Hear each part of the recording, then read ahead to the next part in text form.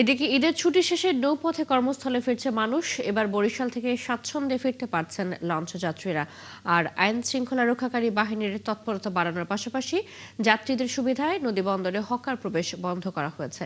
যাত্রী সেবা নিশ্চিত করতে লঞ্চ টার্মিনাল পরিদর্শন করেছেন প্রতিমন্ত্রী থেকে বিআইডব্লিউটি এর ঊর্ধ্বতন কর্মকর্তারা। বিধান সরকারের প্রতিবেদন। ঈদ শেষে জীবিকার তাগিদে ফিরতে হবে কর্মস্থলে, তাই বরিশাল লঞ্চ টার্মিনালে এখন কর্মজীবী মানুষের উপচে পড়া ভিড়। কর্মব্যস্ততায় কেউ ফিরছেন একা, আবার কেউ বা পরিবার নিয়ে। টিকিট বুকিং থেকে শুরু করে আসন নিয়ে কোনো ঝামেলা নেই, তাই স্বস্তিতে ফিরতে পারছেন বলছেন যাত্রীরা। আমাদের কোনো টেনশন নাই, হকার উঠলে টেনশন থাকে, এগুলা আমাদের অনেক কষ্ট হয়, এই জন্য আর কি এখন ভালো আছি আমরা। লঞ্চের পরিবেশ ভালো, মানে স্বাভাবিকভাবে যাওয়া যায়, তারপরে শুই যাওয়া যায়, শান্তি আলাদা বাসের থেকে। লঞ্চে কেনা লাগে না জায়গা, এমনিই পাইছি। এবার যাত্রীদের নিরাপত্তায় তৎপর আছে আইন শৃঙ্খলা রক্ষাকারী বাহিনীর সদস্যরা। অবাঞ্ছিত ঝামেলা এড়াতে পন্টুন এলাকা হকার মুক্ত রাখা হয়েছে, আর নদীপথে টহলে আছে নৌ পুলিশ। আমাদের এই ঘাট কেন্দ্রিক 50 জন অফিসার ফোর্স নিয়োজিত আছে নিরাপত্তা ডিউটিতে, এবং নদীতেও টহল হচ্ছে যাতে নৌপথে নিরাপদ থাকে। এদিকে যাত্রী পরিষেবা নিশ্চিত করতে লঞ্চ টার্মিনাল পরিদর্শন করেছেন নৌ প্রতিমন্ত্রী ও বিআইডব্লিউটি এর পরিচালক। নদীপথ পুরোটাই নিরাপদ লঞ্চ চলাচলের উপযুক্ত আছে জানান তারা।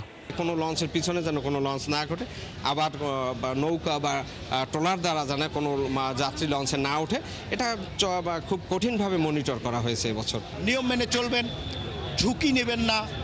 সরকার প্রত্যেকটি মানুষকে ঘরে ফিরিয়ে নেওয়ার ব্যাপারে পর্যাপ্ত পদক্ষেপ হাতে নিয়ে রেখেছে।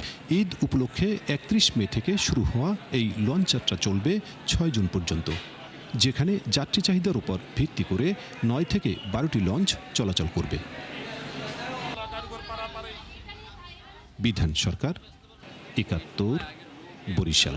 ঈদ শেষে কর্মস্থলে ফিরছে ঢাকামুখী মানুষ। এই মুহূর্তে দৌলতদিয়া ঘাটের খবর জানাতে যুক্ত হচ্ছেন সহকর্মী মেহেদী হাসান। মেহেদী, ঘাটে কি পরিস্থিতি দেখছেন, কোনো অব্যবস্থাপনা দেখছেন কিনা, যাত্রীরা কি বলছেন, সব মিলিয়ে জানাবেন।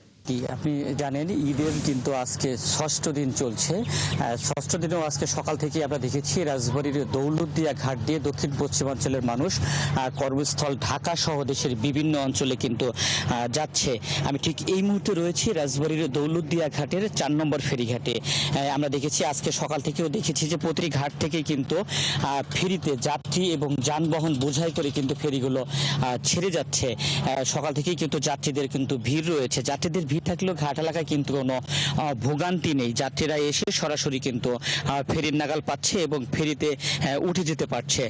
যদি আপনি ভোগান্তির কথা জানতে চেয়েছেন, এই বছরের ঈদ যাত্রায় আসলে দৌলতদিয়া ঘাটে, দৌলতদিয়া এবং ওপারের যে মানিকগঞ্জের পাটুরিয়া ঘাট রয়েছে, এই নৌরুটটিতে কিন্তু তেমন কোনো ভোগান্তি কিন্তু আমাদের চোখে পড়েনি। এবছর ঈদ যাত্রায় নির্বিঘ্ন করতে আগে থেকেই কিন্তু প্রশাসন ব্যাপকভাবে প্রস্তুতি নিয়েছিল।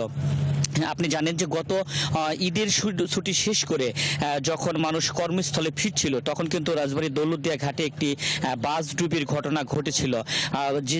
সেই ঘটনায় কিন্তু 26 জন মানুষের প্রাণহানি হয়।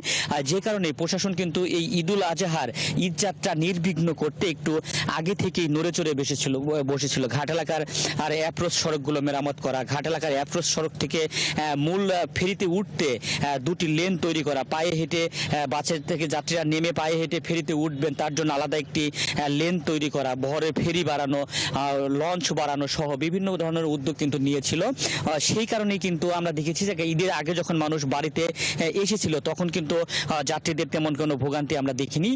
আবার এখন যখন মানুষ কর্মস্থলে ফিরছে তখনও কিন্তু তেমন ভোগান্তি নেই। তবে যাত্রীদের চাপ রয়েছে। আপনি জানেন যে ঈদের ছুটি কিন্তু শেষ হয়েছে, কর্মদিবস শুরু হয়েছে, মানুষ কর্মস্থলে আজও ফিরছে। গতকালকে সারাদিন ব্যাপী আমরা দেখেছি দৌলতদিয়া ঘাট এলাকায় যাত্রী এবং যানবাহনের চাপ ছিল। আজকে সকাল থেকেও কিন্তু যাত্রী ও যানবাহনের চাপ রয়েছে, মানুষ ফিরছে, তবে ভোগান্তি নেই। তবে যাত্রীদের সাথে আমরা কথা বলেছি, যাত্রীরা আমাদেরকে বলেছেন যে সড়ক পথে তাদের কাছ থেকে কিছুটা বাড়তি ভাড়া নেওয়া হয়েছে।